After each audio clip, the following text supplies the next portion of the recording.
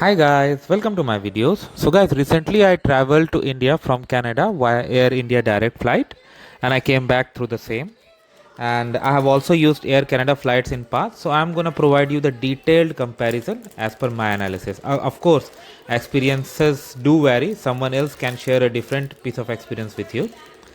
So guys, direct flights are always convenient. During the COVID era, when the COVID restrictions were at the peak, it was the number one choice for anyone to travel because then you don't have to worry about any flight change, going through security and all. And especially if you travel as a family, like if you have kids, elder people with you, then it's like much more convenient that you just need to do security clearance only once, right? And you don't have to worry about changing flights, changing terminals and other things. No worry, fine.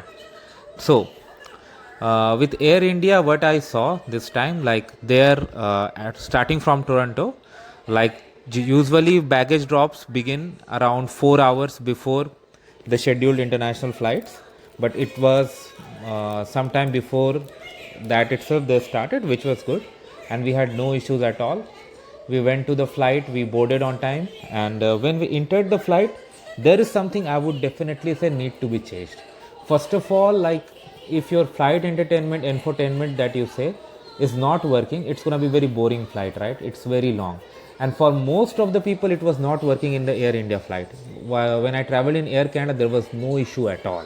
Okay, and both the ways I am coming, it was not working. Also, USB ports, some of them were working, some of them were not working at all. So it could be inconvenient to a lot of you, especially if you don't have your gadgets charged. You would feel irritated, right? Because you want your phones and other things to stay charged while you are flying. So that is really something you would like to happen, but unfortunately this wasn't the case with Air India. But in Air Canada, there was no problem with this.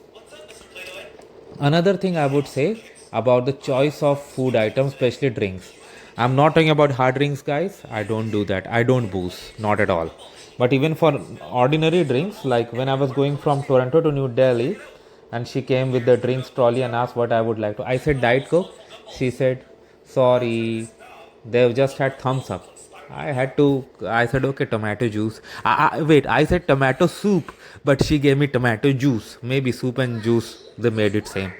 But this wasn't the case with Air Canada. I remember asking Diet Coke, and he took a plastic glass and he was trying to pour some Diet Coke in it. But then I had stopped and I said, "Hey, can I get the full can?" And he gave me the full can. I remember, but this wasn't the case with Air India. So this like while going from Toronto to New Delhi, in returning I did get Diet Coke luckily. So their choice of options is very less compared to Air Canada, especially with drinks.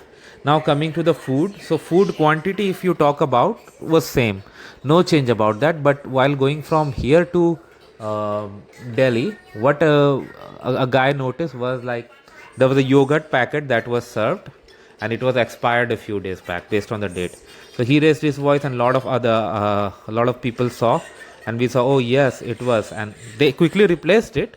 But this is an area that they should look after. Maybe it's not the mistake of flight attendants and these guys, maybe it's the mistake of supplier, but this needs to be checked. Like, no, you would not like to be served expired food in your international long flight, right? You get some psychological effect that, oh my god, now I have taken it, is it gonna affect me?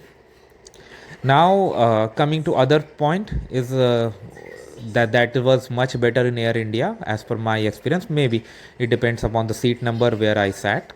So my leg room was better. I was traveling in the economy class. Of course, I don't have money for business class, not as of now. So uh, the legroom was better in Air India, and that was the only positive fact I would say. Apart from that, in front of my seat there were tapes sticked, water holder was broken. Like there was nothing I could tell you positive. I wish I could, but it was good. Only thing extra you get in Air India is like a pack of snacks, where you get 3 packets, chips and a few other things, and then that you may like that you don't get in Air Canada. So when it comes to fare, Fare you can always check, and fares vary, so I will not go much about fare. Timing also, timings like both of them fly at their time, so I did not find any delay. But yes, while returning from India, the flight was delayed. Like my flight was at 3 a.m. and around 7 p.m. When I was at my friend's place, I got a text message. It's delayed by 30 minutes. Initially, I worried a bit that are they gonna delay it more, what has happened, like you feel anxiety, right? Because I had to join my job a day after. So but then I pulled out the history of that flight, and I found most of the days it was that. It may not be the error of Air India, because Delhi airport is too busy, no doubt, so might be one delay might be causing other flights to delay as well. So that really was the case. And in Air India, I did find them doing additional document verification, which wasn't the case with Air Canada. I'm not sure if this has been introduced recently or if this is happening with Air Canada now, not sure, so I won't say about that.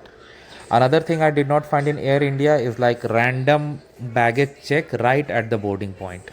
This happened with me in 2019 while returning. I had a backpack, and after after I crossed the boarding gate, just before I entered the flight, there was a small desk and a guy, and who was randomly calling the people to check their bags. I don't know what was written on my face. He called me, "Hey, come here." So I said, "Okay, I'm there." So I went there. He checked my bag and he said, "What's your status in Canada?" I said, "In 2019, I was a citizen." I said, "Yeah, I'm a citizen." He said, "Okay, fine, go. Just that's a minute." So that too had happened. Maybe these things have changed during COVID, and this particular one had happened before COVID. So that's how it goes, right? So, like in my opinion, if you are too much entertainment oriented, probably you will prefer Air Canada. But if you're not too much entertainment oriented and you want a bit more leg room, of course, like everyone's height is different, so maybe you will be perfectly comfortable in Air Canada. So in that case, you may prefer Air India. Again, this is just my opinion. Don't consider it as expert or final advice. It's up to you which you want to travel. But thanks for watching this, guys. Please subscribe to the channel. Thank you.